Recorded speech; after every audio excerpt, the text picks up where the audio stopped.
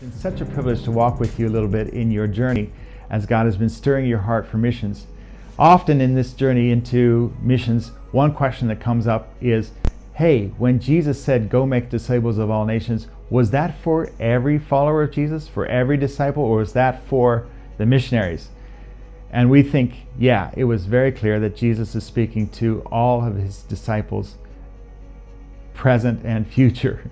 And so that brings up another question actually, and that is, hey then, is every follower of Jesus a missionary? Or is every follower of Jesus called to be a missionary? And those are very important questions that we don't really have the time to unpack fully here. So please look in the Digging Deeper section for further resources on that topic. But here's the short answer. Yes, every follower of Jesus is called to be a part of the Great Commission, called to be involved in reaching all nations. And yet at the very same time, not every follower of Jesus is called to be a cross-cultural missionary.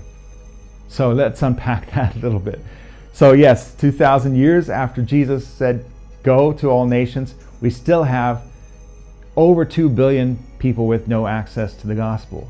And so we are desperately praying together with Jesus for more laborers to be raised up to go into the harvest. And we're praying that many of you will be the answer to that prayer. And yet ultimately, we need to be obedient to what Jesus is asking of you. And we want to affirm that actually there are at least 6 different roles that he could be asking you to step into. And each of these roles is very vital to fulfilling the Great Commission. So of course, when we think missions, we think goer. And yes, definitely we need more goers.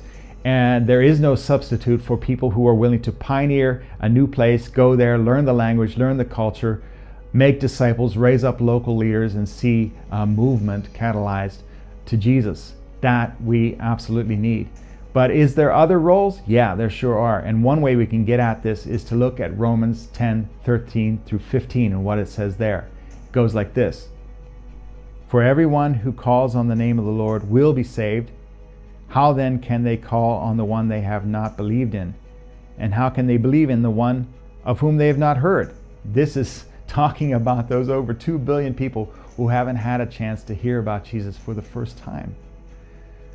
And how can they hear without someone preaching to them? And how can they preach unless they are sent? As it is written, how beautiful are the feet of those who bring good news. Very interesting. How can they preach unless they are sent? Seems to be talking about 2 different roles there. And yes, and I love that it goes on to say how beautiful are the feet of those who bring good news. And I like to ask the question, who has the beautiful feet? Is it the preacher or is it the sender?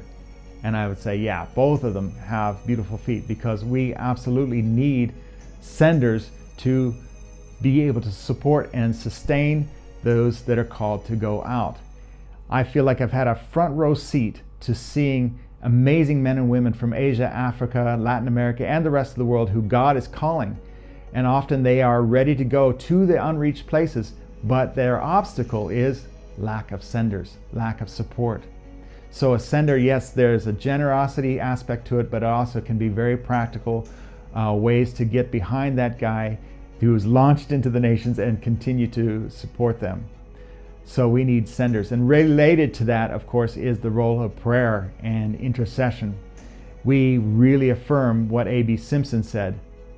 Prayer is the mighty engine that is to move the missionary work. So as we mobilize prayer, God responds to that. We've seen in the Muslim world, we've mobilized millions to pray every year during Ramadan. And before that prayer movement, there was only a couple movements to Jesus in the Muslim world. And since that time, there are many movements to Jesus in all the houses of Islam. God is responding to prayer. And this takes off the geographical boundaries, right? Because you could be anywhere in the world and you can still pray and be involved in the Great Commission and seeing nations transformed. Amazing. So, of course, some of us are right at the beginning of this journey, so we don't know about what roles, or we don't even understand missions at all. So that is a legitimate role. You can be a learner. Learn about it. Read the biographies. Find a missions course. Do Bible studies. Ask questions. Start to grow in your understanding of what God is up to and your part in it. That's a legitimate role, the role of learner. Another role that's not as familiar that I'm excited about is the role of welcomer. In the last decades, there has been massive migration all across the world of people going from one place to another. So often, if we don't go to the nations, guess what? The nations are coming to us. They are moving into our cities, and often they are from unreached people groups. So rather than shrinking back, we could actually rise up in hospitality, welcoming them and helping them with their transition, and we would win so many to Jesus if we would just embrace the role of the welcomer. Okay? The last role we'll talk about is the role of mobilizer. What is that? Well, it's just a leader. Could be part-time, could be full-time, could be in a local church or a mission agency, but they are a leader who understands, yes, the Great Commission is central to what God is doing, and it is for every believer, every disciple. And so then they are proactively trying to help those under their influence to look up, see the nations, and find their role in the Great Commission. So the role of mobilizer is so important because they are actually serving all the other parts, helping the goers find their role, helping the prayers have knowledge about what to pray for. All of these different roles, they're trying to help people find those opportunities and become effective in them. So we need to see many more mobilizers rise up who are going to come alongside of the body of Christ, trying to see the whole church bring the whole gospel to the whole world. We need every believer to play. This is too big of a commission and too big of a task for just the full-time specialists. We need every believer to step up into their role. So no matter where you're called to be geographically, and no matter what you're called to do as a job, we believe you can be a part of the Great Commission. We need goers, yes, but we need all these other roles also. And so in this season, which role is God highlighting for you? And how can you take a step to really be more proactive, more intentional, and active in that role? And then secondly, who can you involve with you? Who can you invite to do that with you?